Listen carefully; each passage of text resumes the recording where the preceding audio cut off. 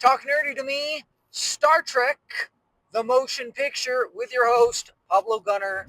I actually had not seen the first Star Trek movie until recently. I was watching Strange New Worlds and it inspired me to go back and watch this movie. And this movie is weird. It is just totally out there. There's some spacecraft and it's just going through space. Everybody that goes near it just takes them out. And so you go, okay, well, if violence is not the answer, then like non-violence is maybe the answer. Like just shields down and just roll in there and just coast in there. It's essentially about AI.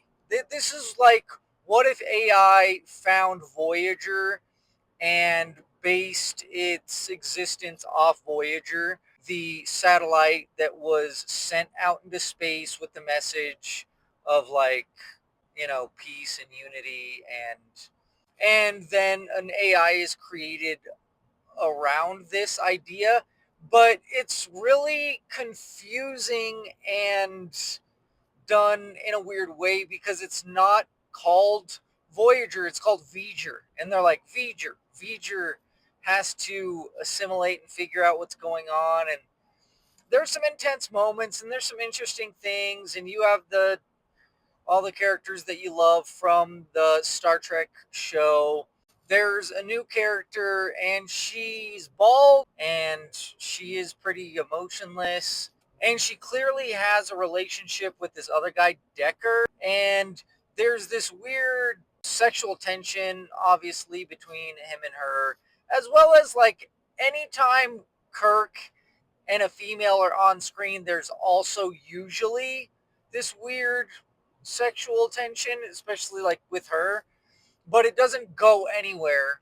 In fact, she becomes like assimilated into an AI. Like they make a copy of her and then she's put on the ship to help learn about humans because humans originally made Voyager, which they don't know is Voyager yet until like towards the end, is actually V'ger, and they're like, "What's V'ger?" And so they're trying to make her sympathetic through this connection that she has with Decker, and it works sometimes. It works a little bit, but overall, like, it's just really weird and so confusing.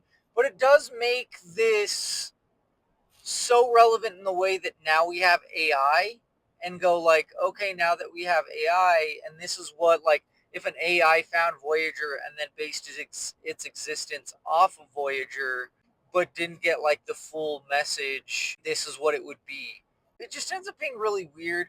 Like, I honestly feel like you could just skip this movie because it's so weird and so out there.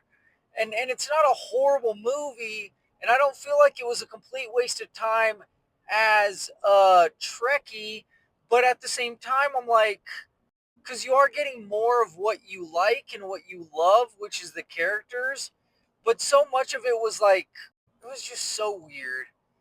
And I was just like, this doesn't make sense to me. A lot of it doesn't make sense. And I don't know. I won't say it was a waste of time for me, but I feel like for the average person, you're going to be like, this made no sense and I didn't like it and it was a waste of time.